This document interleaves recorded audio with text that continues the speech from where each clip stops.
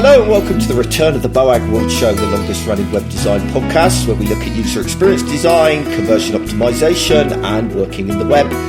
I'm Paul Boag, and joining me as always is Marcus Lillington. Hello Marcus, how are you doing? I'm alright, the longest web design podcast in the world. The longest, what, in, with in a each bit of a episode? No, yes, absolutely. Yeah, we just waffle for ages. Hey, do you remember we did was it a 24 or 12 hour one once? I think it was a 12-hour one. That I don't think we went all night. No, we didn't go all night. We did that in the old office, didn't we, in the barn? And people joined us from all around the world, back in the days of fame and notoriety, Paul. Yeah, when actually people listened to the show. Yeah. Oh, those were the days. Although it's a lot less pressure now, isn't it? Because, doesn't really matter what we say. We could say any old crap, nobody would notice.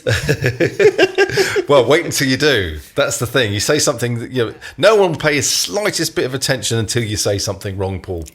Say something bad that you shouldn't say.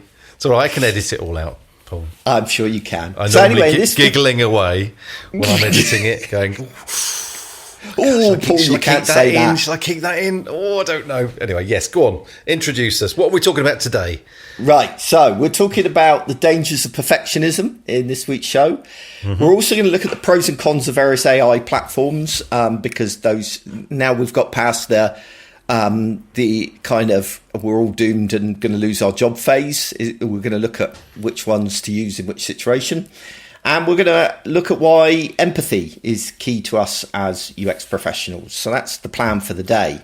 Empathy and AI, all in the same show. It seems like a contradiction, doesn't it? And possibly it is. I think AI is evil. I've gone more the other way. Oh, have you really? Really? I'm just making it up to make it sound right. like it. I don't really use it, but we'll come on to that. Do you not? No. I use it loads, but we'll come to that in a minute. Yeah. Before that, I want to tell you about a cool little fun thing I did last Saturday. I went and tried on the Apple Vision Pro. Yeah, I've looked at this and thought, what is it? What is it? What's the point of it? Yes, exactly. I know, and that's going to be their number one problem. I simply did it because we were I knew we were going to Southampton shopping, right, with my mother-in-law, and I thought, well, while I'm there, rather than wandering around with my mother-in-law that moves at like a snail's pace, I'll shoot off for a little bit and have a play in the Apple store. And boy, it's amazing. It really... Don't get me wrong. Really? No, okay, caveats here. Caveats. Yeah, Caveat number one is it's not £3,000 amazing, right? That's all Apple products, but yeah, pretty much. Okay, yeah, but that hasn't stopped me buying them in the past. I wouldn't spend $3,000 on this one. No way.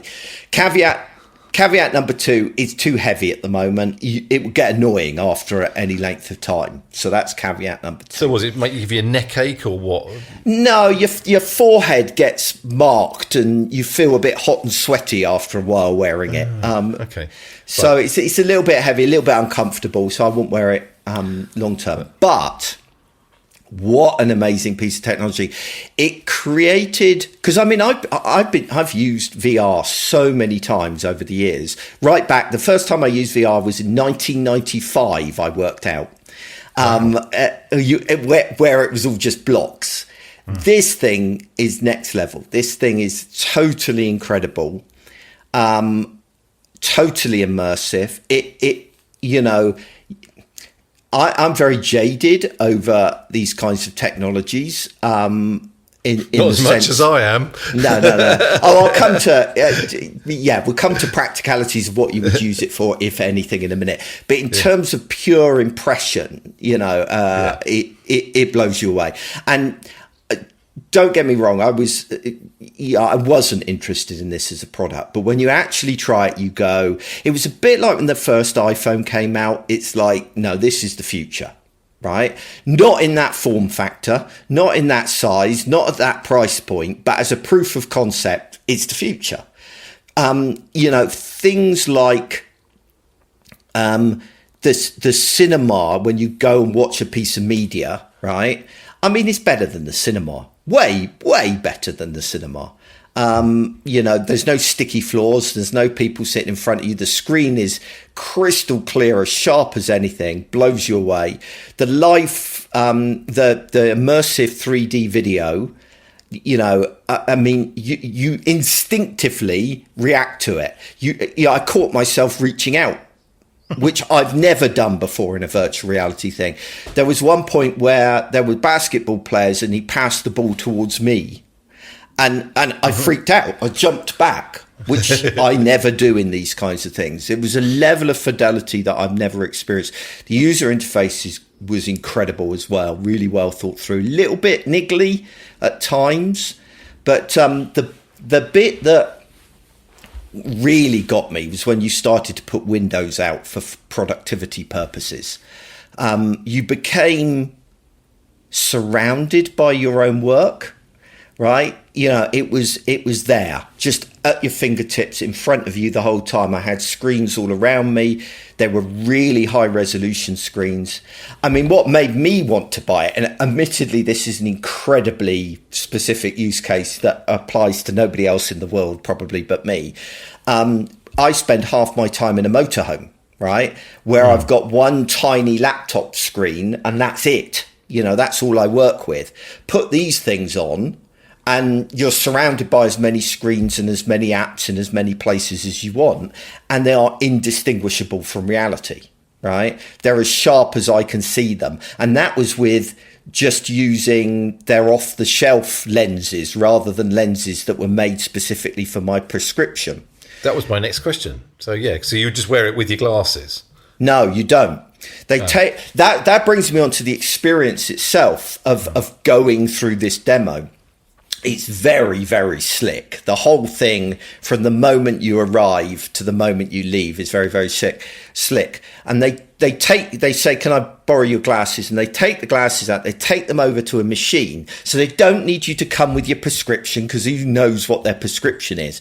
They put it in a machine which scans your glasses, works out the prescription, and then that goes into the back office. Right. And then you also use your own phone to take a face scan so they can find the best fit to your face. That goes into the back office, and then they come out with your Apple Pro on a platter, and it's all ready to go, and with the right lenses in and the right face mask and all of the rest of it. So let me get this right. So if I've got these things on, I could be sat at my desk. Yeah. Do I not need a monitor anymore? No. I can still type on my keyboard down here, but I can see it coming up on the things around. Literally, they don't show this in their demo, which that frustrated me a bit. That's pretty cool. If that's the case, that's a good thing. Yeah. You open, basically, if you had your Mac closed in front of you, you open up your Mac, and as you open it up, it goes, oh, you're wearing Apple Vision, and immediately takes the screen on the Mac and projects it up above your screen. And then you can add other screens and other apps on it if you want to. And for me, that's the number one use, But at the moment, the thing is too heavy. You couldn't wear it for 8 hours, right? Yeah, and of course, it's got pass-through, so you can see the rest of your office environment if you want to, or you can dial it away and it goes away. And you suddenly find yourself sitting on the moon or on a mountaintop or wherever else you want to be where you work. So it is utter witchcraft. It really is. But the problem that I had with going through the experience is it was a bit Americanized. There were times when you sat there and went, no, this isn't working in England. So when you arrived, I was greeted by two different people, doesn't matter why. They'd obviously been given the same line to say, right? Both of them said exactly the same line, and both of them said to me, are you excited about trying Apple Vision or having your Apple Vision experience today? And it was like, oh, for crying out loud. No, it's Stop a piece of tech. Yeah, stop it. And then at the end of the presentation, it was like, and congratulations for completing your Apple Vision Pro demo today. And it's like, why is that a source of congratulations? I've just sat here and looked at some shit, So that kind of thing annoyed me a little bit. But other than that, it really got me. Yeah. I'm afraid. And that, but you going back to what you said, your reaction right at the beginning. That's the problem that they face. That you only want it when you've tried it. I had no interest in buying it before I went in, and now I want it. I'm not going to buy it because I don't have £3,000 sitting around for a toy. What is a toy? Right. Okay. Let's put a bet on this one then, Paul. Shall we? Right. I'm willing to put money that I won't buy it until version 2. All right. Yeah, I'll go for a bet on that because I was going to say this year you will buy it at some point. Oh no, I won't buy it this year. I'm willing to put £100 on that. Oh, that's too much money. We'll have a £5. That's the standard bet for anything. A £5, is it? Yeah. I don't know. I don't take part. All right. I don't usually bet. I will bet you a £5 that I won't buy it this year. Yeah. Right. Okay. You're going to lose a £5, I'm afraid to say. Well, I'm still not convinced, but there you go. Are you not? No. Well, it helps that my business isn't making a lot of money at the moment, Marcus. That stops me buying toys that I shouldn't. Yeah, fair point. Anyway, we should talk about other stuff. I know we should, but I just want to ask one more question. You said, cool. You said it's going to be the future of watching a film or something like that. That's the one that I have a problem with. Not working. Working, fair enough, because it is very much, I'm doing my stuff in my own little environment, even though saying that, a lot of people don't. They're in an environment with lots of other people. Yeah. But sitting in and watching a film of an evening with your partner and your kids and all that kind of thing, if you're all sat there with these things stuck in your head, that's a bit weird. Yeah, that's a fair comment. That was a bit of hyperbole on my part. Certainly for things that you don't watch with other people.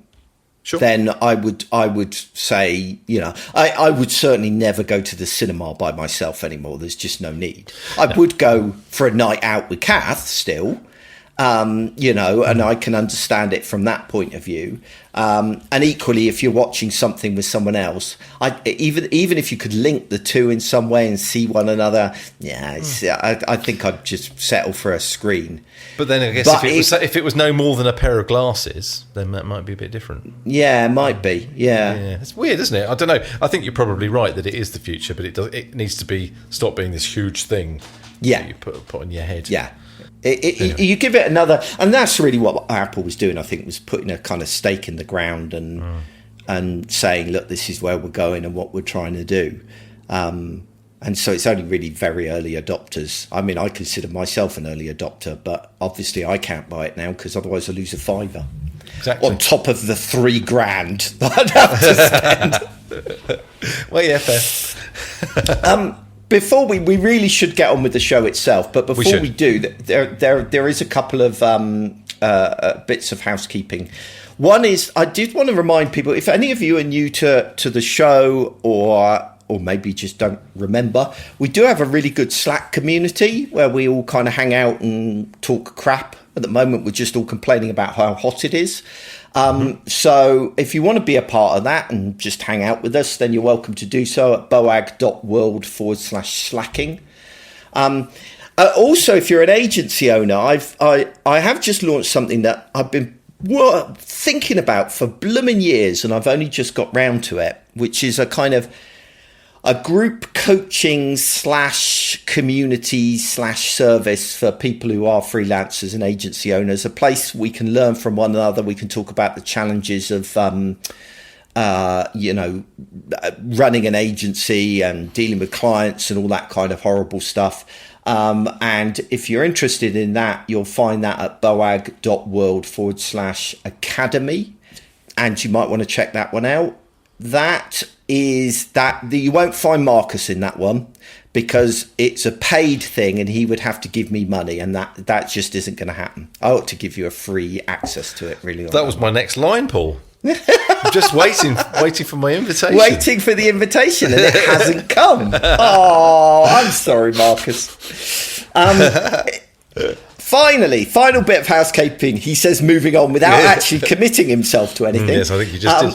Yeah, I said I should give you a free. Yeah, I didn't say I would. I would very much like to include user questions in this in these podcasts. So if you ever want to drop either of us an email with questions or topics to discuss, send me an email to paul@boagworld.com and Marcus at headscape.co.uk. Is that Yep, right? that'd get to me. Yeah, definitely. Cool. That would be great. Yes, a few user-generated questions would be spot on. We could just make them up. We used to do that, didn't we? And this is Dave from Ipswich with blah, blah, blah, blah, blah. Yeah, people never know. Also, don't forget, you've got to send Marcus jokes as well. Yes. Which we do. We've got a whole joke Slack. You haven't got a joke, have you? I will have one very soon. Very soon. Don't worry. You carry on talking, Paul. Shh. So we have a Slack channel dedicated to this as well. So if you join our Slack group, you get to see all the jokes that Marcus rejected. Anyway, let's move on. If you want the show notes for today, it will be boag.world/002. I wanted to start off by talking about apps and my apps of the week. I thought this time I'd compare various large language models, AI services. There's three that I use a lot. And so I thought I would share how I use different ones. For a long time, my default one used to be ChatGPT. I've used that one, Paul. You've used that one, yeah. So chatgpt.com. Really good. Love it. Still a good, solid app. Not the one that I use all the time anymore, and I'll come on to that in just a second. But what it is great at, which my alternative doesn't do, is analysing data sets. So if ever you've done any usability testing, if you've got an Excel document, anything that you don't want to pour through endlessly, then throwing it into ChatGPT is absolutely excellent. It's really good at giving you feedback and telling you what was in that. So that's the one that I tend to now use primarily for data sets. Anything beyond that, and I'm probably using Claude AI, which is available at claude.ai. Now, the reason that I like Claude is it has what's called a very large... Much better name, Paul. Much better name. Yeah, that's true. I agree with that. Can't fault you on that. More trustworthy, because that's my issue, is that I don't really trust it. ChatGPT, so it doesn't sound like a person, does it? Well, Claude sounds nice. It'll give you this good feedback, and I'm always like, do I believe this? With data sets, you can check it, right? Yeah, I know. And I do compare these models. I mean, there's a lot of comparisons out there about how good. And the reason I moved to Claude AI is because it is comparably good as ChatGPT. But it's got a couple of things that make it unique that I like. First, it's got a much larger context window. What that means is it's got a much bigger memory. And so as a result, you could do things like upload very large documents. So, for example, I uploaded my entire last book, right? And it only used half of the memory that it's got for the whole book, right?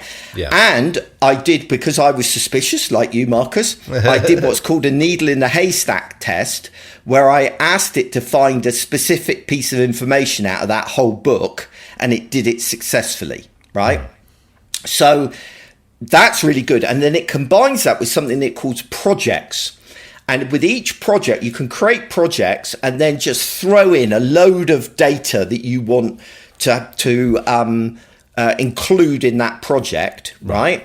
And then it'll draw on that stuff you've uploaded to inform the answers. So one thing, for example, that I've done is one of the things that frustrates me about using large language models is they don't sound like me if I get them to write something for me, right? Yeah. So what I've done is I've created a project, uploaded a shit ton of my writing, my previous writing. Yeah. So now I can say, make this sound more like, the stuff that's in the project. So that kind of thing. So that's Claude. The one you're going to really like, Marcus, bearing in mind what you just said about not trusting it, is my third tool, which is called Perplexity. Have you come across Perplexity? Never heard of it. No, that's fine. Perplexity.ai. Now, what's great about Perplexity is that it's brilliant for searching the web, right? Forget Google. Never use Google again, right? Okay. Go to Perplexity, ask the very specific question that you want, right? So, for example, one that I often ask is, give me some statistics to back up whatever this random opinion is that has popped into my head, right? Because I'm terrible at making sweeping generalizations with no data to back myself up. So I will basically ask Perplexity. It goes off, looks at the internet, gives me the statistics, but it also gives me the references. So I can click on each one of those references, go through and see where it's come from, right? So that's, that gets around your, should I trust this or not kind of thing? The citation is you, Paul, isn't it? Saying what you said earlier, 10 years ago. I have had that once. Yes, it did happen to me once. Brilliant. This has got nothing to do, but it's just got to do with AI, is I find AI images really creepy. And I don't know whether it's because I think AI is a bit creepy and therefore images created by AI are creepy, or just they really are. You can always see it's like that's an AI image every time, and apparently you can do it with music as well now. Certainly younger people can go, that's AI music. Like I'm about 50-50. You won't get it right every time with images, because there will be ones that have slipped by you that are AI and you thought weren't. You are actually AI generated. I'm talking. I am the real Paul Boag is in the Caribbean, lying on a beach. Look, Marcus, that's not true. Now the listener doesn't know, but it's not true, because would I have created an AI avatar with a massive spot on my chin? I wouldn't have done that, would I? More authentic, mate. Oh, yeah. A lot of it does come. Yeah, sometimes AI images do look fake. They look a little bit too perfect, but you can, with good prompting, get round that, right? Yeah, okay. I just see it so much everywhere. Yeah, it's people just being lazy, basically. And I don't mean like weird fingers and things like. I mean, it's kind of there is a style to AI generated images. They're like too colourful, or there's a sort of monochromeness, even though they're still. I can't quite describe it, but you get that's an AI image. It looks a bit weird. Yeah, I know what you mean. It's not describable. But you can, if you know what you're doing, you can get rid of that. Right. But that's why I I use AI images all the time, but I go for ones that don't try and be photorealistic. I think that's where it's when you're trying to create something real, you have to put a lot of work in to make it look, look real. That makes sense. And there are certainly tells with it. And it's the same with the writing as well. It does write in a certain style as well. That you have to work hard to get it away from that style. You make good points. Okay. I mean, where I use it most is for research, brainstorming, that kind of thing. Not really for generating full designs or full anything of significance. But, I've change legal stuff. You can look up T's and C's, what does this policy mean and that kind of thing. And it's really helpful from that point of view, because it'll give me a bullet point list, but summarising blah, blah, blah, blah. But again, you go, is this really right? But I'll go with it, because I would have believed Google. Well, an interesting one that I had was we did our first academy call, basically as part of the agency academy thing that I was mentioning a minute ago. We do a weekly call, and we had a really good chat for about an hour, and so I took the transcript of that, and I said to AI, extract half a dozen kind of tangible actions people could take out of this, and it did an amazing job. It's so good at things like that. You just need to, it's like any tool, you need to use it sparingly and in the right way, don't you? Absolutely. I'm just, it's part of my job to be a Luddite and things like that. So you do it so well. That's what impresses me. It's almost like it's genuine. Yeah. What's next, Mr. Paul? Right, yes. Should we talk about the kind of tips and advice section? We did say we were going to alternate with this, and I didn't even ask you whether you wanted to do something. Went as often as alternate. Oh, you would just do it when you felt like it, because you're a wuss that's not willing to commit to regularly doing something. All right, I promise I'll do it sometime soon. Well, fair enough. There's an outstanding invite, that I'm waiting on. Yeah, before. Oh, I see. Oh, I see what's going on there. No, I'm not being bullied and blackmailed into this. See, now when I give you a free invite to it, it's not going to look like some wonderful, nice, caring gift to you to show how much I appreciate you. It's just going to look like you've manipulated me into it. So I'm stuffed now. I'm backed into a corner. I'll only say nice things about you, Paul. Promise. I don't believe that. Right. Anyway, let's talk about our subject for today. I wanted to talk a bit about perfectionism and how I wrote about this ages ago in our newsletter, and it was like it actually got a bit of a reaction. People didn't really like me talking in this way, probably because of the wording that I used. I talked about how good enough is good enough by definition, right? That instead of constantly trying to deliver the absolute best we possibly can for our clients and stakeholders, we should deliver good enough, right? And that perfectionism is like this trap that we fall into, especially I find amongst younger designers, where we have this natural desire to polish and improve anything we do. And I do think this applies beyond design as well. And that ultimately that can end up hindering rather than helping what we're delivering. And the problem is of course that perfection is impossible to achieve. I mean, it's not like we're ever going to meet perfection, because perfection is very much a subjective thing. And even going, we should do the best possible thing isn't always practical, because best possible within what context are we talking here? The best possible within your ability, or the best possible within the constraints that are placed upon you? And often I see people doing way more work than they need to. And for example, people often over-engineer things. I see this all the time, both in kind of applications and designs and all kinds of stuff. We end up spending unnecessary time, which either comes out your bottom line if you're an external person, or alternatively, you're costing your employer money and time for you to over-engineer something that people don't need, and that actually is more than is really required.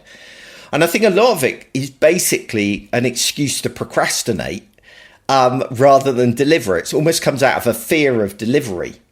So increasingly I've become a fan of this idea of good enough, both in design, but in the stuff I write and put into the world. Also, even in like user testing and that kind of stuff, good enough to get us through, good enough to move us forward. And that actually maintaining momentum is more important in a lot of cases than actually just creating perfection. And really, as long as it's good enough to meet user needs and business goals effectively, it doesn't need to be any better than that. So it's about balancing efficiency and functionality.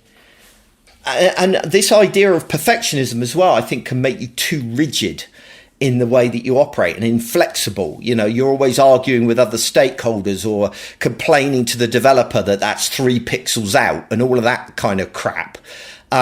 Because, we've become obsessed with realizing our vision exactly. And also it doesn't leave a lot of room for adaptability and going, okay, circumstances have changed and we maybe need to compromise, and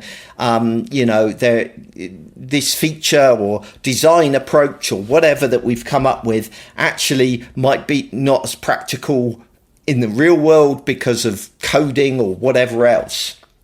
And if you get sucked into this idea of perfectionism, it just leads to this, never-ending projects, which, and you get caught in revision cycles, and you lose sight of probably the thing that's most important, which is getting to market with that thing, right? Getting it out into the world, because basically until it's in the world, it's useless. It's not a thing. It's just a sunk cost, either to you or to the organization. I guess what I'm really trying to encourage people to do is look carefully at balancing quality with the practicalities of what you're producing, and to recognize that really being as effective as possible within the constraints and budgets is the goal, rather than best practice, rather than perfectionism. And just encouraging people to take a bit more of a realistic approach, especially in design, because this seems to be like the biggest sink. I mean, you must find it a bit in music as well, of like, when is a piece of music done? At some point, you've got to put it down, haven't you? I'll come on to that. Oh, he's been making... I've seen him scribbling away. He's been making notes of how to pick apart my argument. Go on. No.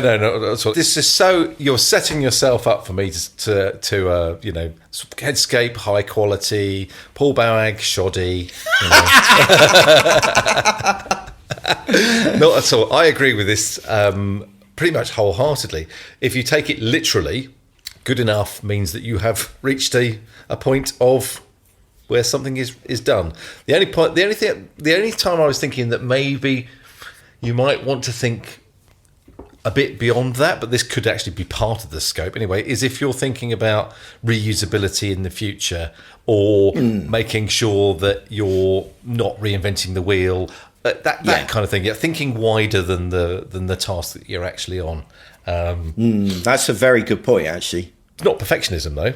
That's just ensuring that you're not focusing just on this one single deliverable, and I've got to get this out and it's done, because it might be you might actually be giving yourself problems in the future by going down that route. But generally speaking, absolutely. And in music, 100%. I've got pieces of music I started 25 years ago, and that no one has ever heard. Yeah, And I'll go back and I'll fiddle around with it again and go, okay. Or then I'll listen to that version 2 years later. And go, oh no, I don't like that as much.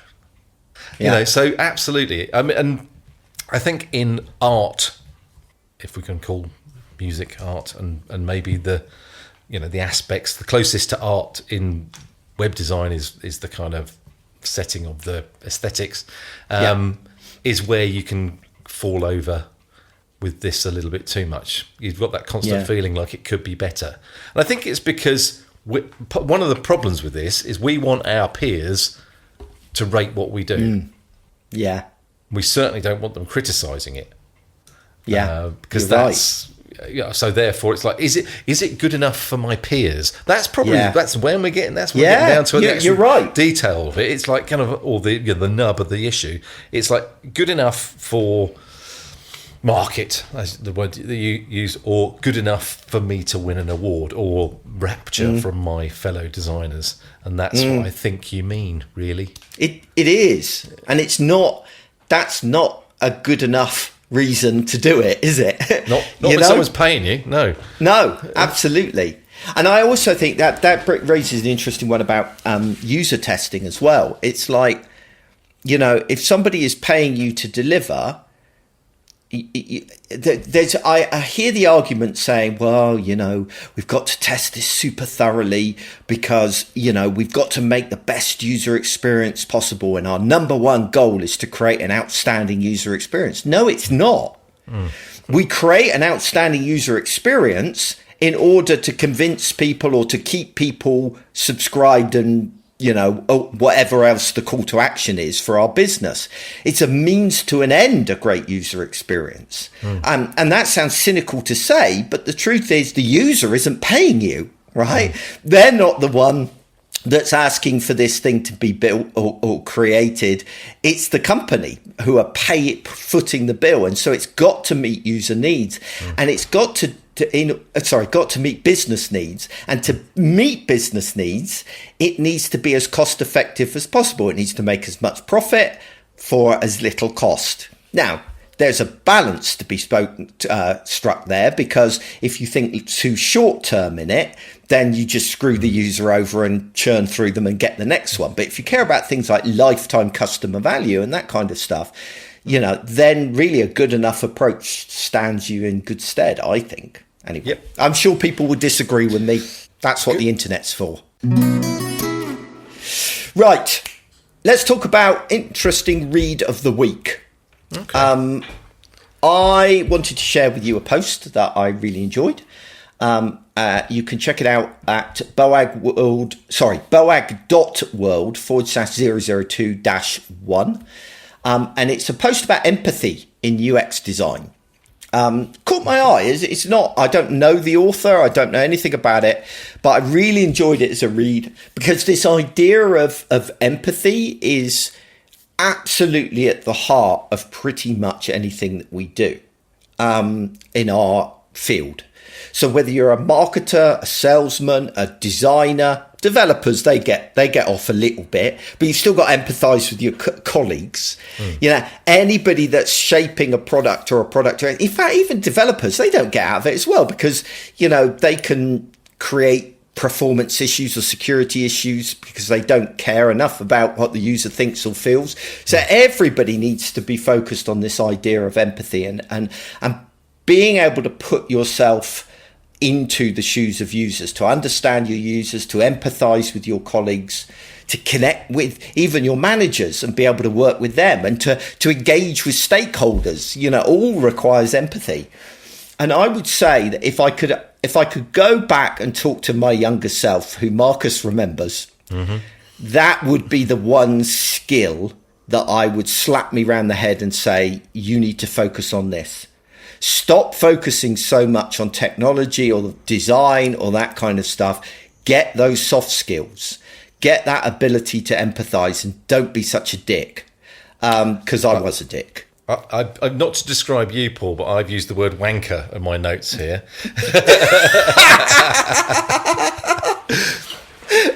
It basically, if you're not an empathetic person, you're more likely to be a wanker, basically. Oh, yeah, of course. And that's just like, well, that's not good, generally, unless it's something you aspire to.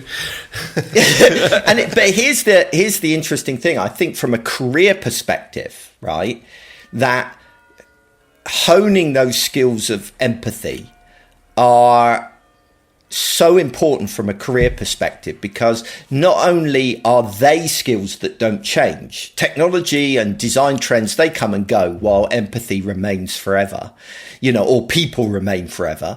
But also beyond a certain point, those soft skills like empathy become more important. As you become a manager or a team leader or anything like that, you're doing less hands-on work and you're doing more working with people. And so from a career progression perspective, it's really, really important as well. This is maybe getting a little bit political as well, socio-political. We are seeing more and more of empathy is important generally and in your job and things like that, and that has thrown up the opposite. We see a lot more of sort of anti-empathy, anti-woke, anti-weak, particularly from kind of, in very big air quotes, strong men. And the quotes are extremely important because they are probably the weak ones who are unable to live in a world with others who don't see things the way they do. Yeah. It relates to something that I've got a bee in my bonnet about. I think I mentioned it briefly in our other podcast. People ghosting you. You make contact with somebody, and I'm not talking about cold emailing or anything. That's fine. Ignore those. I'm talking about someone someone has sent you an email, Paul, saying, "I've got a question. Can you come back to me?" And or that's a bad example, but basically somebody's made contact with you. You've come back and given them something, asked them a question, and that's it. You never hear from them again. Yeah, that kind of, and that's classic ghosting. And I think it's a lot worse now than it was, say, 20 years ago when I started doing this job. And I think it's this. I think it's connected with what I was just talking about, this kind of anti-weak thing, where super efficiency, I don't have to get back to that person, so I won't, which is kind of the complete opposite of empathy, as we're talking. It's going, but I don't know. It's where I got stuck was I felt a need to say, well, how do you improve your empathy skills, right? And the thing that initially popped into my mind was it's almost something that comes with age. As you've experienced more stuff in your life, as you interact with more people, you become more empathetic by default. Well, some people do, some people don't, but that's a big factor in it. But I was struggling to think, the only other thing I could think that is you need to expose yourself to lots of different people. Not expose yourself, that sounds terrible. But you need to interact with a lot of different types of people. Yeah, different backgrounds, different cultures, all that kind of thing. Yeah, and the more you do that, the more you're going to realise how unimportant you are. Yeah, exactly. Well, how different everyone is, and also that.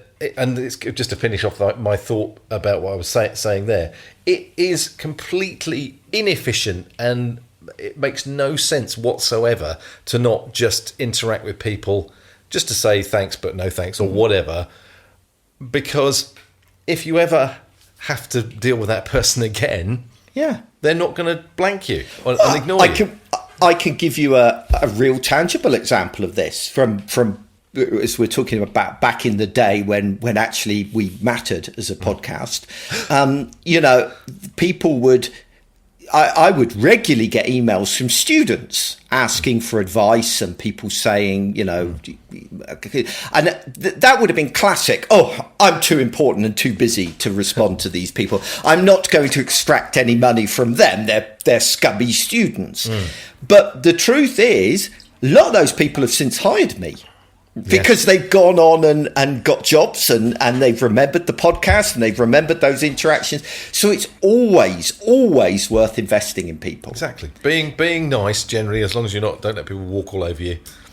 Polite, empathetic, will pay dividends.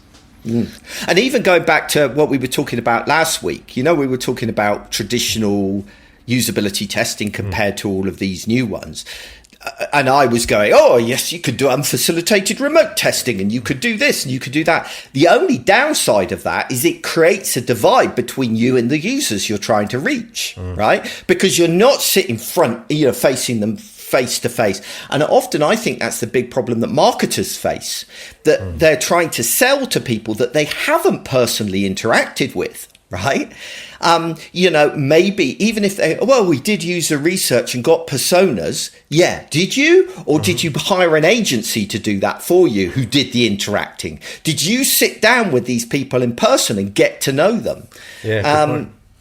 So there's that element as well. Anyway, we'll end up sounding like grumpy old men if we go on too long like this. I think the general message here is that we're quite the opposite. But be empathetic, care.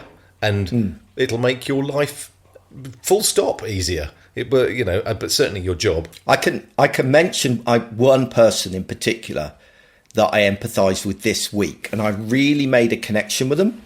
And it was a guy called Martin who I can't remember whether he emailed me or I spoke to him on Slack, and he said, I used to listen to the podcast back in the day. I am, and I quote, a survivor of Marcus's jokes.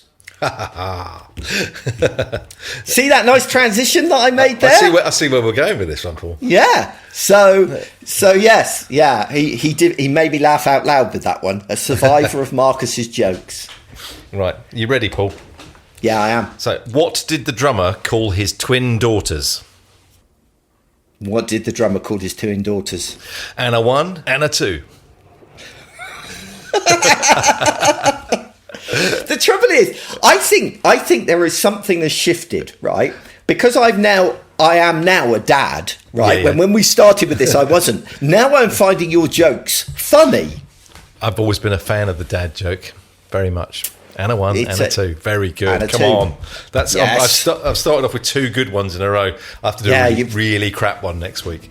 Yeah, because they were a bit too funny. So, yeah, that's the problem. All right, well, that's everything, guys. Thank you very much for joining us. Just to remind you that if you want to access the show notes, for example, get access to the article I talked about, or any of the apps or anything like that, then go to boag.world/002. And that's it. Thank you very much for listening, and goodbye. Bye.